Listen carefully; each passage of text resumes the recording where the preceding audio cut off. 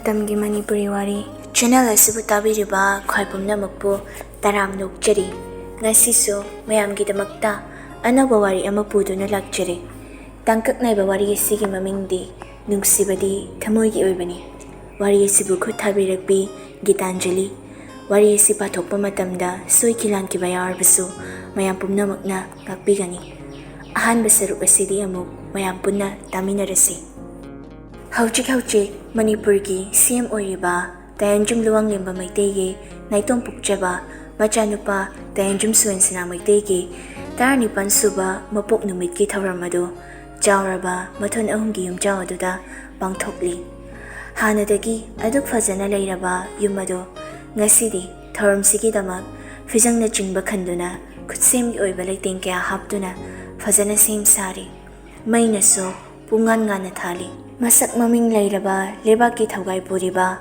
yaitong phangdongba, kayaso, makoigi nupi angang puraga, birthday party asibu, yawba lakpa hongnare.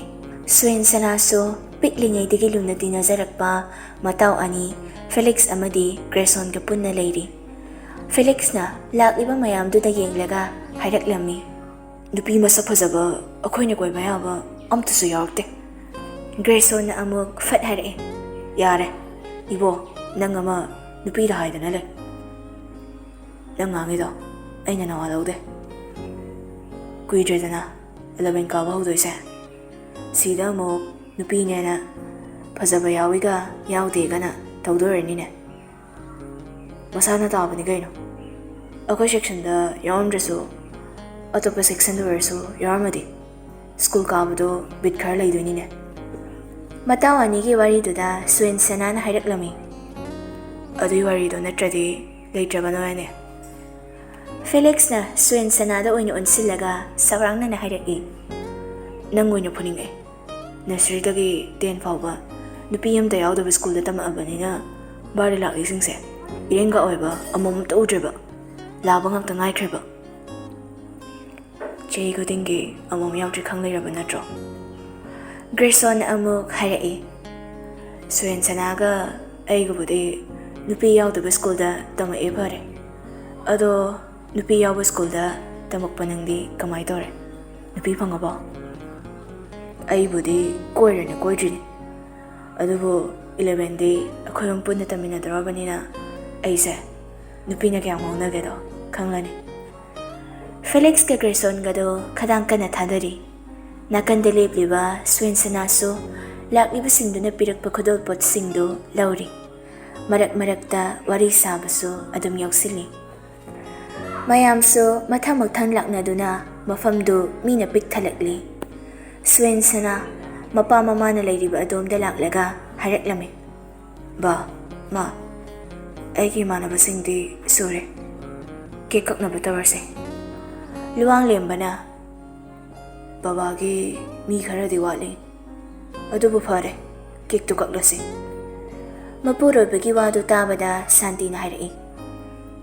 Kanana wali ba? Education Minister ga, Agriculture Minister ga ni. Hainay ringay tanjado da Education Minister ori ba kuthaybam Shamir Khan so maginupiyangang pudo na lakli. Samir Khan so luang lemba hoy kimanakta jang silakto na haraw-haraw harai. Sir, kara tangdokre, madugidama sawi bayade. Luang lembaso momonok to na. Saude. Ado, angang nupa amaga, nupi amaga ni haibaday ni. Suen sanadi, sa Amerikan kinakandalip libi nupi machado ubada, mifam hongging amde. Nupi machado di, suen sanana tawribado kangamde. Sa Amerikan so, luang lemba na haglak limba wahang dugi paukom birak Mani sir, angang nupa do di, masakara nungayti. Lehawrage na lehawre. Wahay si Haraga, mana purak iba kudol poddo, suen sanada biraga harai. Happy birthday chan suen sana. Suen sana, lupi machado da yung lamba, mifam do dagi na thayraklaga, birak liba kudol poddo, lauksin do na hayraklami. Thank you uncle. Samir Khan ki loy na bi Fatima so suen sanada kudol lama birai. Happy birthday chan upa. Thank you ante. Fatima na, machanupi na purak liba kudol poddo, pidana tumin asum leptuna leibaduda haraklame. Abema, gift pikrone, nangi marupsida. Sienna ngasaidagi yengibi nupi machado atay kanaso nate. Sa Amerikana madi Fatimagi ato ata oiribi machanupidune. Hasinaso mamana dum har abadudadi makut na pariba rosbogetto mangda leptuna leiriba Sienna da piraga konjel do itap na harai. Happy birthday. Sienna so nukmi tauraga. Thank you. Ado mingke koke. Hasina, aigina Sienna. Ado ibani tinase yabra. Sienna na hangliba wahangdugi paukhum Hasina pirakte. Tumina asum leptuna le. Mangaw khara thizaba machanupagi matawduda mama oiribi Santi na Hasina da unsinduna harai. Akoy sanadi mi koidabani. Abema, nang kaysu khangganu ko. Fatima na oina nukmi tauraga khumlai. Mi koidrise phaye. Akoy gidi mi koi. Ikai khara thigali. Mabungduga manade. Machanupida amuk unsinduna hairami. Abema, nangi marupna tinase yabra hangise. Yai haikro. Mama na adum na harakpaduda Hasina so makut khunawbidu Sienna gi mangda tindorai. Matawduda Sienna so nukmi tauraga magi khutnawbiduna Hasina gi tindoraiba khutnawbiduda kotsilai. Hasina so tapna kotsilai. Anisigi matawsida mama mapa oiriba singdo nokjay. Hasina Sienna da haifet yinglai wadi nganglakte. Sienna so michi thakatsili. Hasina ikang na yenglamba mitfamdo hongdokki. Sienna so nukmi tauraga mamanaba singna lehoriba mafamduda amuk chatkre. Santi Fatima da onsilaga haraklami. Itagi mingna kari koge. Fatima kawe itagidi. Santi kawe ado ichanupa haidudi class kya tamlige. Handakiduda 12 thabani. Ado itagi ichanupa sina kya karino. Handak 10 thakibani. 11 kadoini. Oh, aigi ichanupiga manare. Anidugi waridu marak thatlaga luang lembana haraklame. Ke kaknaba torasi mama. Nachanupa se kobiro. Hoy moiba. Birthday party edu loibaga luang lembadi same banglo da amuk hankre. Luang lembana banglo da leirabaso magi loinabi Santi amadi ngaitom pokcheba machanupa Sienna di leiramde. Masi ataygi natte Sienna na yum thadoksi yadabanani. Luang lembaso marakta yum dalaktuna leklami. Aduga Santi hoiso banglo da chattuna lekpa chaba adum yawe. Ngasidi Felix amasong Grayson mayum da halamde. Sienna kita leirami. Numidang fana thenglabadu ahumdu tumlamde. Tears mathaktuda wathi suri. Makutta bearcan amamamso paraduna thakli. Sienna ahangba malangda yengduna nukmi tawraduna haraklame. Natongi nasikaduso mongoda yamna pakche. Makuptaso finaga haifet khumladuna. Khangde yam phase. Mamittuso korawngne. Machindaso piktak tawe. Nulakpadana dimple duga khangdena hek ubaga paknungna nuksikre. Matawgi wadu tabada Felix na haraklami. Kaya yamna phasagaba nupi nomi. Grayson na amuk nangso nupi yengbadi kanmane. Aduga kamay uhodrino. Mi yamnak chingay yingame. Mi yam silakpadaydi kanakari yam tuukidre. Nang pao ay gilaminabay urabane. Aday masisuin siso. Masaydi adonina, adanina, karim haipote. Hay kraba pakumbibadi. Hay, yare, nang diyam uhobus na mangare. Ay ba uhobdene. Grayson haribado Felix makata na pakumpirakche. Sienna da oina unsilaga haraklami. Kaya ang phasage ba nupido. Sienna adum kumlae. Phasayana riba moyanggi thobi na fao Hasinagi phasaba ubada ikaigane. Abir Khangi machina minana so ikai basoy na fao gane. Matawgi matawduda Grayson amu harai. Ho yare kadai day praman ba thay mayam no. Onthok hay na buhay kirwani. Felix na amu praman pan thay dani hay riba. Mobile number ꯐꯥꯎ ꯂꯧꯔꯛꯄ ꯅꯠꯇꯦ ꯑꯗꯨꯒ ꯁꯤꯗꯅ ꯍꯁꯤꯅꯥꯅ ꯑꯃꯨꯛ ꯇꯣꯏꯕ ꯁꯨꯏꯟꯁꯅ ꯃꯇꯥꯎ ꯑꯅꯤꯅ ꯍꯥꯏꯔꯤꯕꯗꯨ ꯃꯥ ꯇꯥꯗꯦ ꯃꯥꯒꯤ ꯑꯣꯏꯕ ꯋꯥ ꯑꯗꯨꯝ ꯃꯈꯥ ꯇꯥꯗꯨꯅ ꯍꯥꯏꯔꯝꯃꯤ ꯃꯈꯨꯠꯇꯁꯨ ꯃꯍꯦꯟꯗꯤ ꯍꯥꯏꯕ꯭ꯔꯥ ꯀꯩꯅꯣ ꯑꯗꯨꯒ ꯌꯦꯛꯑꯦ ꯒ꯭ꯔꯦꯁꯣꯟꯅ ꯌꯥꯔꯦꯗ ꯑꯗ꯭ꯋꯥꯏꯗ ꯂꯦꯞꯄꯨ ꯁꯨꯏꯟꯁꯅ ꯍꯟꯗꯦ ꯉꯥꯡꯅꯤꯡꯂꯤꯕꯗꯣ ꯑꯗꯨꯝ ꯃꯈꯥ ꯇꯥꯅ ꯉꯥꯡꯂꯤ ꯃꯣꯏꯒꯤ ꯁ꯭ꯀꯔꯠ ꯆꯣꯟ ꯂꯥꯎꯕꯤꯒꯗꯣ ꯁꯦꯠꯂꯗꯅ ꯌꯥꯝ ꯄꯛꯆꯩꯗ ꯐꯦꯂꯤꯛꯁꯅ ꯈꯣꯟꯖꯦꯜꯗꯨ ꯍꯧꯔꯞꯅ ꯍꯥꯏꯔꯛꯂꯝꯃꯤ ꯍꯩ ꯌꯥꯔꯦ ꯃꯃꯤꯡꯗꯨꯗꯅꯤ ꯅꯪꯅ ꯈꯪꯍꯧꯕ ꯑꯗꯨꯅ ꯁ꯭ꯋꯥꯏꯗ ꯆꯣꯏꯔꯣ ꯂꯣꯜꯂꯅꯨ ꯌꯥꯝ ꯇꯥꯅꯤꯡꯗꯦ ꯁꯨꯏꯟꯁꯅ ꯊꯋꯥꯏ ꯏꯁꯥ ꯁꯥꯗ ꯄꯣꯀꯦꯠꯇ ꯍꯨꯝꯂꯒ ꯁꯤꯒꯔꯦꯠ ꯕꯣꯛꯁꯇꯨ ꯂꯧꯊꯣꯔꯛꯏ ꯕꯣꯛꯁꯇꯨ ꯍꯥꯡꯗꯣꯛꯂꯒ ꯁꯤꯒꯔꯦꯠ ꯃꯆꯩ ꯑꯃ ꯂꯧꯊꯣꯛꯂꯒ ꯃꯆꯤꯟꯗ ꯊꯝꯃꯤ ꯑꯗꯨꯒ ꯂꯥꯏꯇꯔ ꯑꯃꯨꯛ ꯂꯧꯊꯣꯛꯂꯒ ꯃꯩ ꯆꯝꯈꯠꯂꯤ ꯂꯣꯏꯔꯒ ꯁꯤꯒꯔꯦꯠ ꯕꯣꯛꯁ ꯑꯃꯗꯤ ꯂꯥꯏꯇꯔꯗꯨ ꯃꯇꯥꯎ ꯑꯅꯤꯗꯨꯗ ꯂꯪꯁꯤꯜꯂꯛꯏ ꯑꯅꯤꯗꯨꯁꯨ ꯁꯤꯒꯔꯦꯠꯇꯨ ꯊꯛꯂꯝꯃꯤ ꯁꯨꯏꯟꯁꯅ ꯊꯋꯥꯏ ꯏꯁꯥ ꯁꯥꯗꯅ ꯄꯣꯀꯦꯠꯇ ꯍꯨꯝꯂꯒ ꯁꯤꯒꯔꯦꯠ ꯕꯣꯛꯁꯇꯨ ꯂꯧꯊꯣꯔꯛꯏ ꯕꯣꯛꯁꯇꯨ ꯍꯥꯡꯗꯣꯛꯂꯒ ꯁꯤꯒꯔꯦꯠ ꯃꯆꯩ ꯑꯃ ꯂꯧꯊꯣꯛꯂꯒ ꯃꯆꯤꯟꯗ ꯊꯝꯃꯤ ꯑꯗꯨꯒ ꯂꯥꯏꯇꯔ ꯑꯃꯨꯛ ꯂꯧꯊꯣꯛꯂꯒ ꯃꯩ ꯆꯝꯈꯠꯂꯤ ꯂꯣꯏꯔꯒ ꯁꯤꯒꯔꯦꯠ ꯕꯣꯛꯁ ꯑꯃꯗꯤ ꯂꯥꯏꯇꯔꯗꯨ ꯃꯇꯥꯎ ꯑꯅꯤꯗꯨꯗ ꯂꯪꯁꯤꯜꯂꯛꯏ ꯑꯅꯤꯗꯨꯁꯨ ꯁꯤꯒꯔꯦꯠꯇꯨ ꯊꯛꯂꯝꯃꯤ ꯁꯨꯏꯟꯁꯅ ꯁꯤꯒꯔꯦꯠꯇꯨ ꯑꯃꯨꯛꯇꯪ ꯆꯤꯡꯂꯒ ꯃꯆꯤꯟꯗꯒꯤ ꯃꯩꯈꯨ ꯀꯥꯝꯊꯣꯔꯛꯏ ꯑꯗꯨꯒꯤ ꯃꯇꯨꯡ ꯃꯣꯡꯍꯥꯗ ꯍꯥꯏꯔꯛꯏ ꯏꯗꯨꯀꯦꯁꯟ ꯃꯤꯅꯤꯁꯇꯔ ꯁꯃꯤꯔ ꯈꯥꯟꯒꯤ ꯃꯆꯥꯅꯨꯄꯤ ꯑꯇꯣꯝꯕꯤꯅꯦ ꯋꯥꯍꯩꯗꯨ ꯇꯥꯕꯗ ꯒ꯭ꯔꯦꯁꯣꯟꯒ ꯐꯦꯂꯤꯛꯁꯀꯗꯤ ꯃꯌꯥ ꯀꯥꯈ꯭ꯔꯦ ꯁꯨꯏꯟꯁꯅꯥꯁꯨ ꯑꯗꯨꯝ ꯃꯈꯥ ꯇꯥꯔꯛꯏ ꯀ꯭ꯂꯥꯁ ꯀꯌꯥ ꯀꯥꯒꯦꯁꯨ ꯑꯩꯗꯤ ꯍꯪꯍꯧꯗꯦ ꯃꯣꯕꯥꯏꯜ ꯅꯝꯕꯔꯁꯨ ꯂꯧꯍꯧꯗꯦ ꯑꯩꯅ ꯃꯥꯒꯤ ꯃꯔꯝꯗ ꯈꯪꯕ ꯍꯥꯏꯕꯕꯨ